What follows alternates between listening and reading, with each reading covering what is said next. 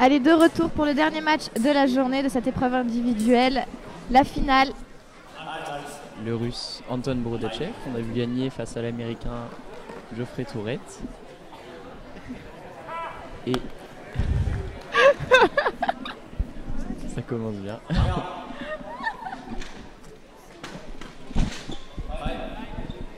Oui, il y a un petit problème de télécommande, ils ont oublié de prendre la télécommande, les amis. Donc en parlant d'arbitre, Fred Le Rouge, arbitre français. Ex-soi même. Et alors il y a Cabriès, pour être tout à fait exact, mais oui c'est vrai, c'est un ex-soi. Donc la finale, le Russe Borodachev contre Marini Tommaso, un Italien qui a battu Velichko Kuk, le Serbe. Alors voilà, on le disait à la fin de la demi-finale d'Anton Borodachev, on avait hâte de voir comment il allait gérer la distance. Et justement là, il vient de se faire sanctionner, il allonge l'Italien qui le prend avec une contre-attaque de loin. Oui, il est parti trop loin le Russe, donc Marini, à juste titre, profite de sa taille pour faire une contre-attaque de loin, comme tu dis. Ouais. Ça, c'est vraiment pas une erreur à commettre. Si Anton Borodachev veut mettre des touches, il faut surtout pas partir de loin. Et là déjà on peut remarquer que contrairement à cette demi-finale, à l'autre demi-finale, il n'arrive pas à se mettre assez près de Marini pour être à sa distance et pouvoir piéger Marini ou le toucher. Ouais, exactement. Va falloir régler ça si... Voilà, là directement l'Italien qui sort dès qu'il a un petit moment de stress.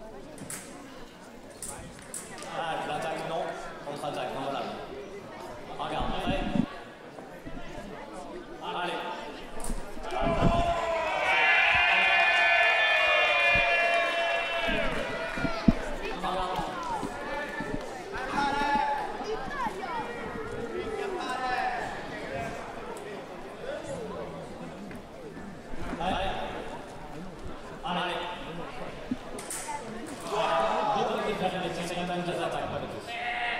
L'arbitre qui ne départage pas là, il juge 2 attaques offertes et donc pas de touche.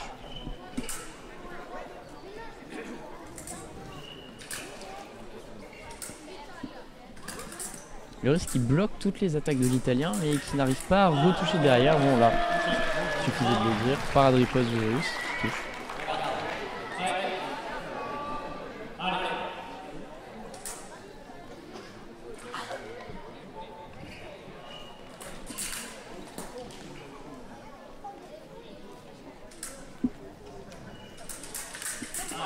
Belle interception du Russe là avec les fers. Dès qu'il arrive à se mettre près, il arrive à toucher plus facilement et l'Italien est piégé et il est pris trop court. Ouais, c'est mieux là, il gère mieux son match, Borodachev. Ouais.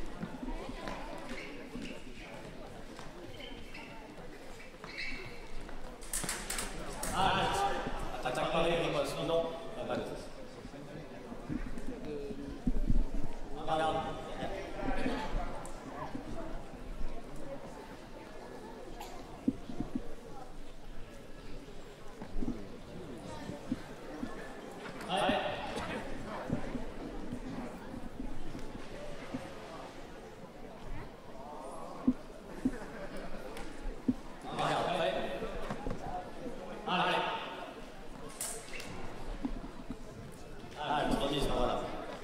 Regarde.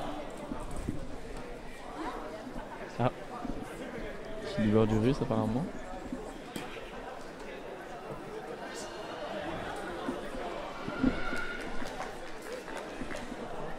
Et le Russe qui appelle le médecin pour ce coup sur la main.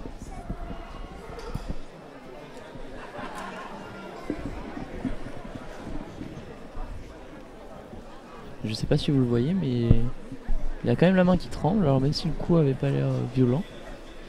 Ouais, je pense que ça a tapé dans un air et... Sûrement. Bah, toute l'équipe médicale. On rigole pas avec Aix-en-Provence.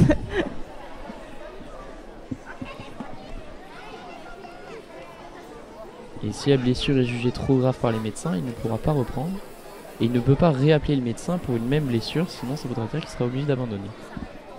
Ouais, exactement. Tu as bien rappelé la règle. Il a droit à 5 minutes. Si le médecin lui accorde le temps, il a droit à 5 minutes maximum pour un traumatisme en fait. À l'issue de ces 5 minutes, soit il reprend, soit il arrête. Bon, en tout cas là il se remet en garde. Il n'a pas l'air trop atteint, vu comme il arrive à bouger sa main, mais...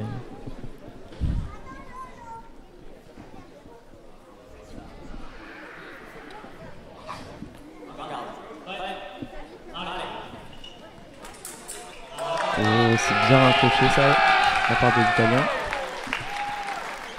Un match déjà plus serré comparé aux 2 autres demi-finales. Et ça touche encore, l'Italien qui se met loin. Il arrive à attaquer et à avoir de l'oxygène pour placer sa pointe.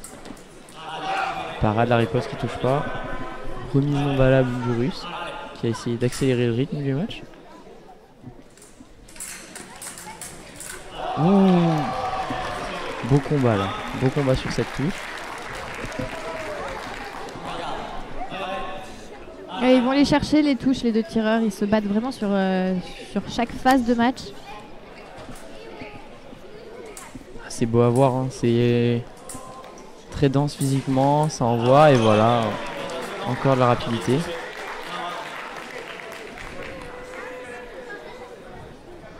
Ah, l'Italien qui demande une vidéo pour savoir si le Russe ne serait pas sorti de la piste au moment de la touche.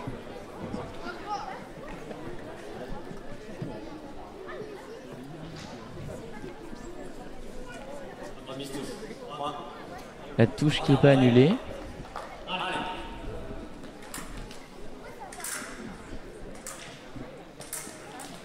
Ah, la riposte de qui touche pas. Remise d'attaque de l'Italien.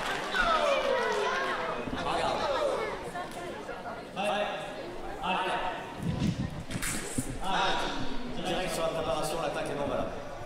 Regarde. Prêt. Allez.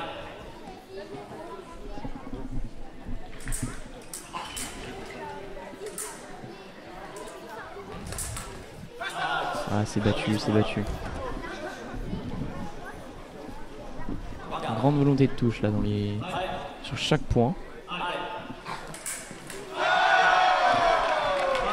Et l'arbitre départage et c'est demandé par le Russe. Ouais, encore une demande vidéo.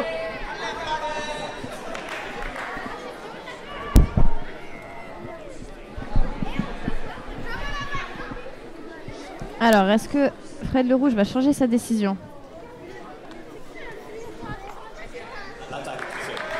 Ah, ça n'a pas changé. Non, il revient pas sur sa décision.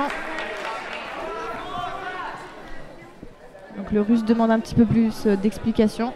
Histoire de comprendre pourquoi il prend la touche et essayer de s'adapter un peu à la vision de l'arbitre. Oui, voilà, c'est pas du tout une mauvaise chose quand un tireur demande plus d'explications, Voilà, parce que l'escrime, bah, c'est forcément 2 tireurs, mais c'est aussi un arbitre. Il faut savoir, faut aussi comprendre la façon de penser de l'arbitre. Il faut composer avec l'arbitre, on peut pas tirer juste comme on veut, il y a quand même l'arbitre qui a un rôle assez important dans le match.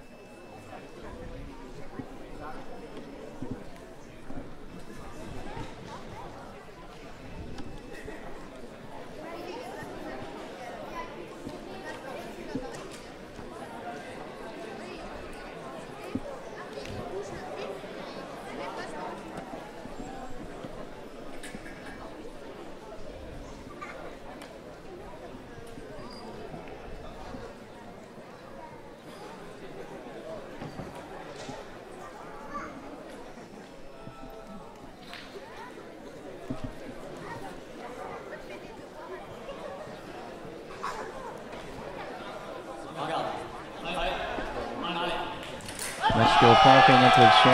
L'Italien directement dedans. Ouais, il est en retard le Russe sur cette action. Il Ouais. est parti plus des jambes que du bras et ça pardonne pas. Hein, L'Italien a jailli de la main et le Russe était pris en retard.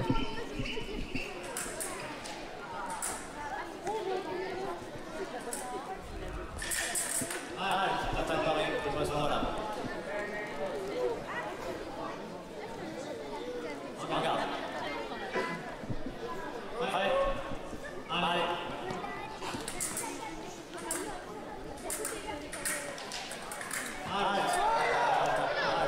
Pas de touche. Alors.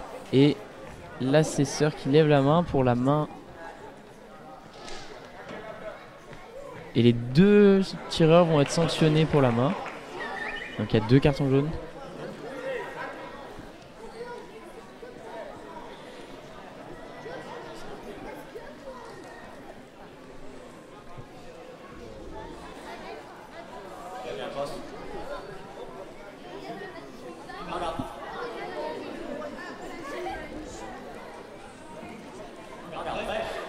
Voilà, il y a eu un peu d'incompréhension Ouais. à niveau entre les coachs, les juges de main et l'arbitre, mais tout semble réglé. Les deux ont écopé d'un carton jaune, pas de touche.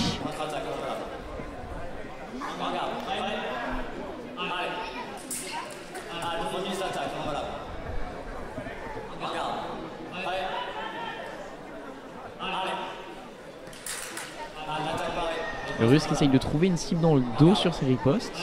Mais je pense que c'est une bonne cible parce qu'on voit Marini qui s'écrase un petit peu sur ses feintes. Et c'est vrai qu'il dévoile pas mal son dos et son épaule du bras armé. Et là, il a fixé justement à cette cible sur le dos pour revenir à l'intérieur. Ouais, c'était bien fait, c'est super intelligent. Je trouve que Anton Bourdachev a un jeu très très intelligent. Eh oui. Il arrive bien à varier les cibles, à fixer son adversaire sur une même cible pendant un petit temps pour pouvoir pour forcer son adversaire à la fermer et s'en ouvrir d'autres. Il y a Marini qui sanctionne, Bourdachev qui n'accepte pas de reculer et du coup Marini conclut.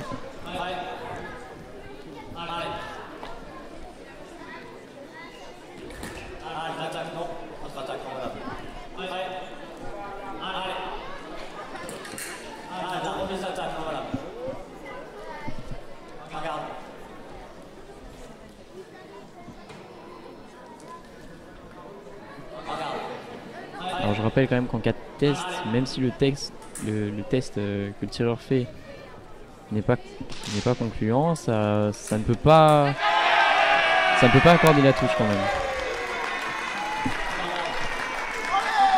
Ça, de toute façon, c'est un sujet Qui fait débat, mais... qui fait vraiment débat. C'est difficile de se prononcer dessus. Chaque arbitre le voit différemment et En effet. c'est compliqué. Alors, première pause qu'on voit. Première pause. C'est le moment où les coachs vont voir leurs tireurs, on va leur donner les petits conseils qu'ils ont de leur point de vue extérieur. Alors toi qui es plutôt calé niveau à ce niveau-là, j'ai Brian pendant qu'il commentait à mes côtés en tableau de 16 qui m'a dit que d'après une certaine légende, la coach des Borodachevs serait en fait leur maman. Vrai, info ou intox? Oula, ça je connais pas du tout. Ouais, voilà, moi j'en avais jamais entendu parler non plus. J'en ai jamais entendu parler, alors peut-être que c'est vrai. Je ne sais pas du tout. On a vu quand même, alors je sais pas si vous l'avez vu à l'écran vous, mais on a vu le frère d'Anton, Kirill, son jumeau, qui est venu l'aider, lui a donné quelques conseils pendant la pause.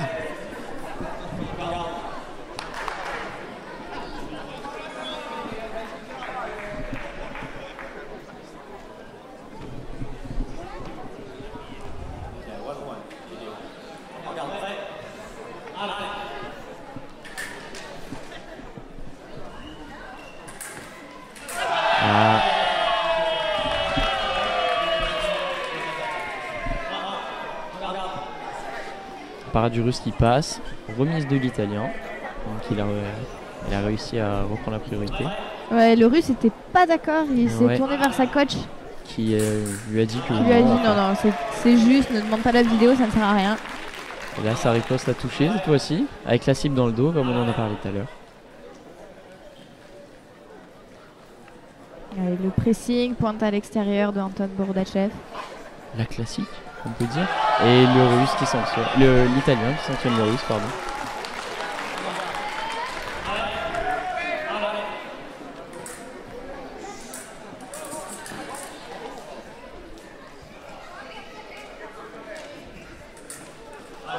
Parade riposte de l'italien. C'est fou parce que je pensais pas que ça allait se dérouler comme ça le match. En tout cas, le match était plus serré déjà au début et Marini a su prendre l'ascendant. Parce que j'ai l'impression vraiment que c'est Anton Bourdachev, le russe, qui mène les actions. Ouais, mais Marini qui prend les décisions et qui fait Ouais. provoquer les actions, les phases qui se déroulent. Mais que Marini il sanctionne tout. Oui, et voilà, en Marini. fait, on se rend compte des erreurs entre guillemets que fait le Russe. Voilà, c'est ça. Il y a Marini donne aucune chance d'erreur aux Russes et ça fait que il se fait beaucoup sanctionner. Là où Marini prend moins de risques en voulant créer le jeu et ça fait qu'il se prend moins de touches. Voilà. Petit coup d'œil de Fred Le Rouge à son assesseur pour voir si. S'il y avait une faute à sanctionner.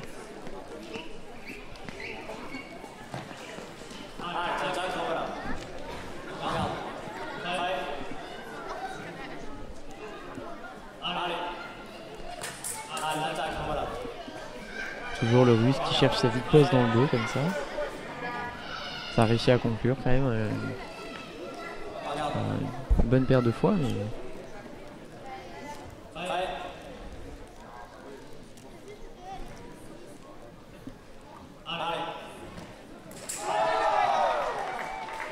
Attaque du Russe Alors. et c'est contesté. Ouais, il y y a avait la une demande recherche de vidéo. faire. Recherche de faire du Russe, mais.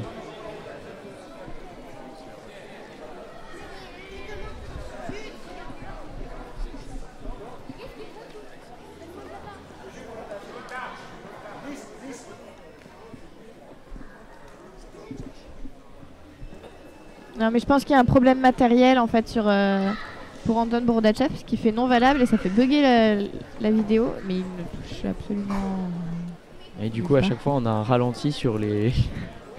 Quand Anton touche au sol, mais c'est pas ce qui nous intéresse là sur les vues vidéo. Alors, ils ont pu le débattre. Est-ce que ça a changé? Et non, toujours attaque.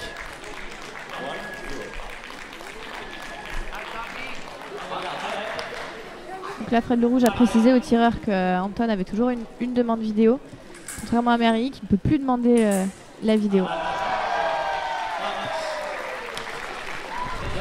Il aurait peut-être vu une part de presse de l'Italien, mais je pense pas qu'on soit bien placé pour pouvoir en juger. Fred avait l'air sûr de lui, donc. Ouais, puis comme on l'a dit, Marini n'était pas d'accord, mais ça change rien, il a plus Voilà, il y a le droit plus de de vidéo. demander. Et le Russe qui n'allume pas sur son action. Ça fait que Marini est maintenant à 14. Il lui reste plus qu'une touche à mettre.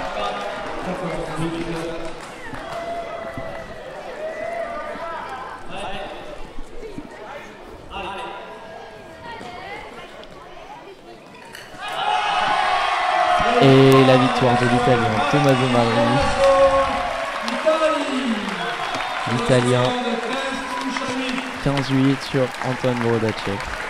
Et voilà, c'est donc l'Italien Tommaso Marini qui succède à Alexandre Diri. Notre petit français de l'année dernière. C'était quand même une super finale, mais je pense que Anton Borodachev va être un peu déçu de. Ouais. Le score reflète pas vraiment le match, je pense. Ok. Non, c'est sûr. Le match était plus serré lors des points comparé au score qui reflète. En tout cas, c'est fin de journée pour l'épreuve individuelle. On retrouvera demain les équipes. Avec la France qui tire et on espère avoir une médaille pour demain. Ouais, c'est tout le mal qu'on leur souhaite. On se retrouve demain pour le streaming. Je vous souhaite une très bonne soirée. Merci beaucoup. N'hésitez pas à aimer, commenter, partager la page de la Fédération Française d'Escrime sur les réseaux sociaux, que ce soit Instagram, Twitter, Facebook. On est partout. On vous souhaite une excellente soirée. Merci beaucoup, Julien. Merci Célia. La bonne soirée. Bonne soirée à tous. Au revoir. Au revoir.